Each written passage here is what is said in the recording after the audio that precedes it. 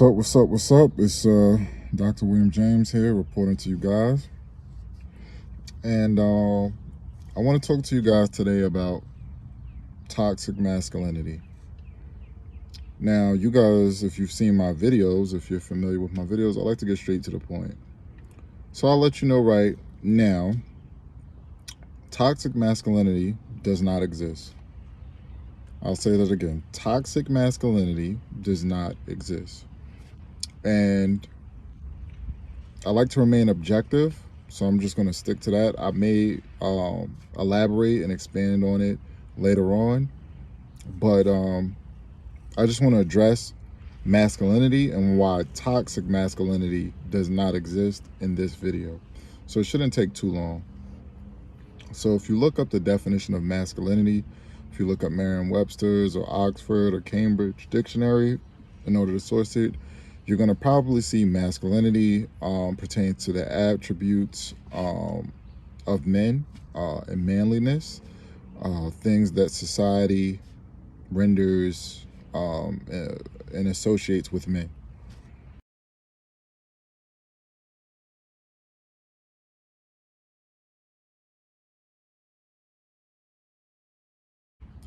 So that is masculinity. Okay, for toxic masculinity, you're probably going to see attributes and qualities pertaining to men that are consequently detrimental to society or detrimental to men or boys in their behavior.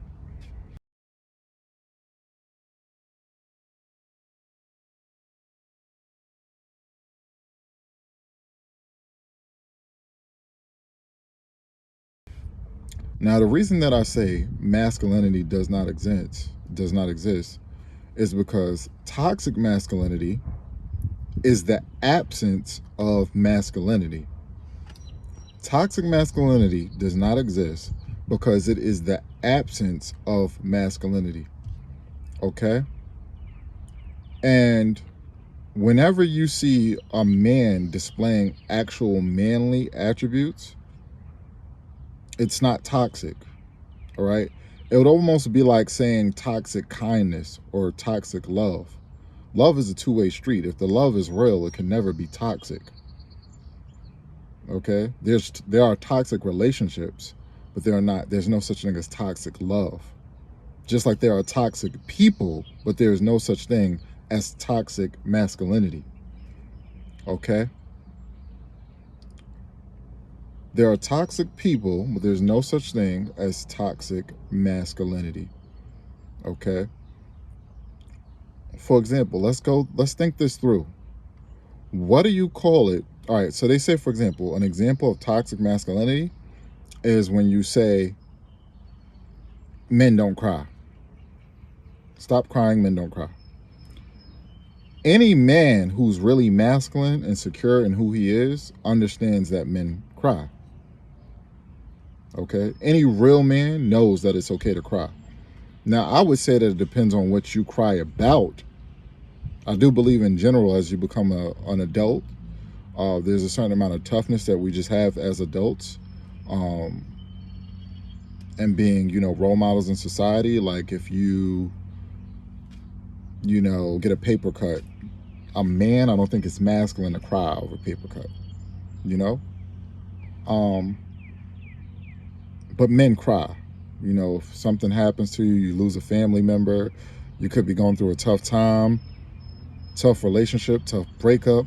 It could be anything. Men cry, all right? We're emotional beings too. Maybe not be as expected to be as emotional as women, or may not be as emotional as women scientifically, but men cry. Another thing I want to touch on is, if it's toxic masculinity for a man to say to another man, oh, stop crying, men don't cry, what do you call it when a woman says that? If a woman says, stop crying, men don't cry, is that toxic masculinity? Well, what is that then called? Because that can come from anyone. Those statements can come from anyone. That type of agenda can come from anyone. So what do you call it when someone says it or pushes it and they're not a man or they're not a male?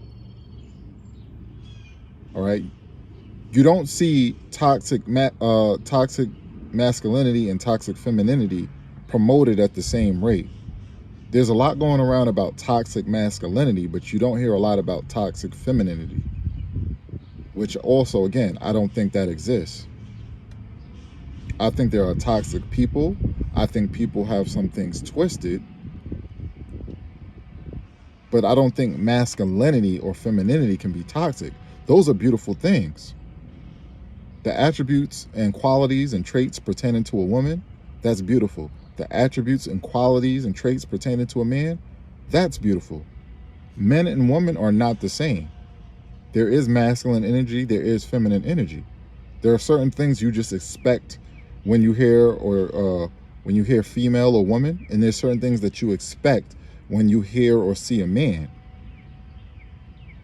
Okay? And I don't think that it's toxic to have those standards or have those gender roles in mind. Okay? Now, if you promote certain things, that's toxic.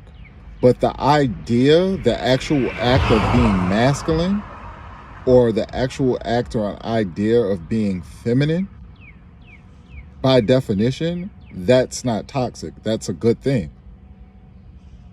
Like what attributes or what gender specific traditional roles of a man would you look at and say that's toxic?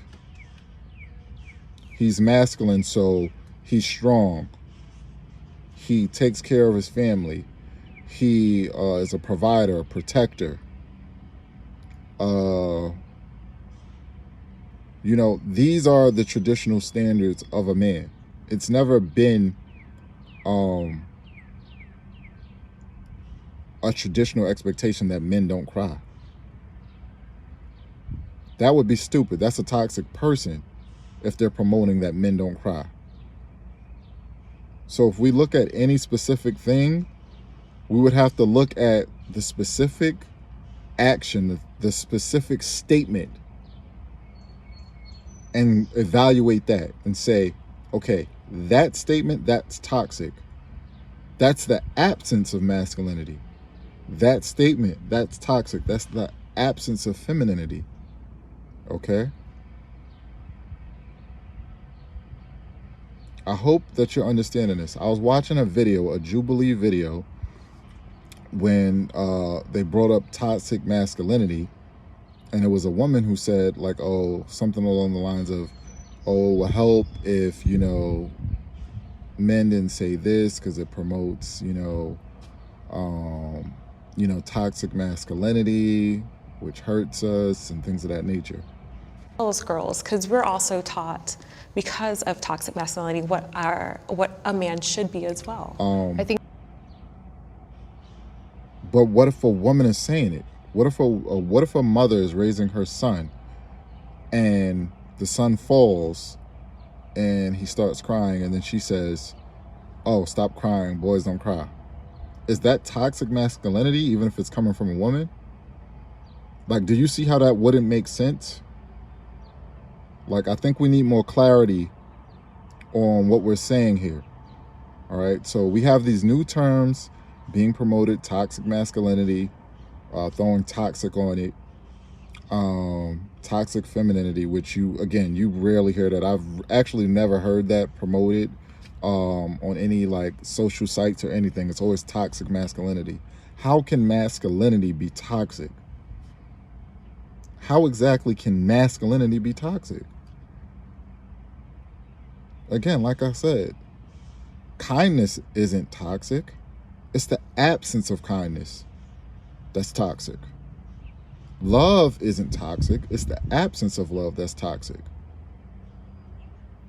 Okay?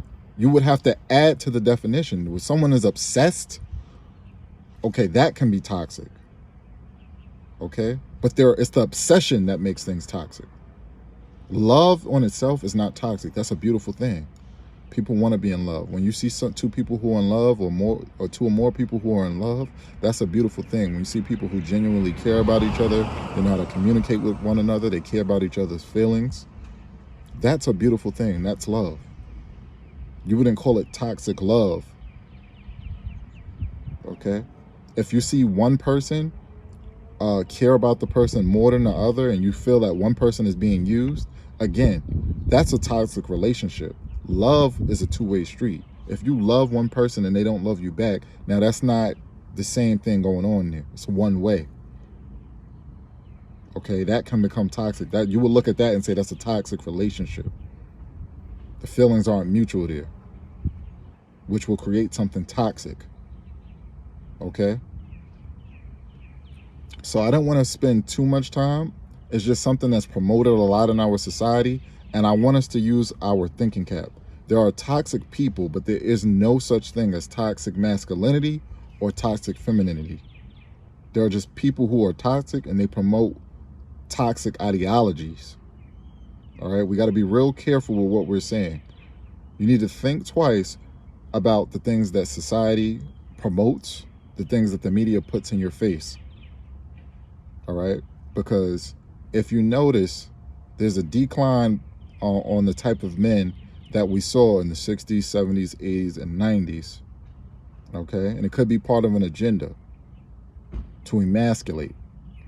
So we need to think about that, okay? Let me know what y'all think in the comments. Like, comment, subscribe, share the video. Like, comment, subscribe, share the video. Appreciate you.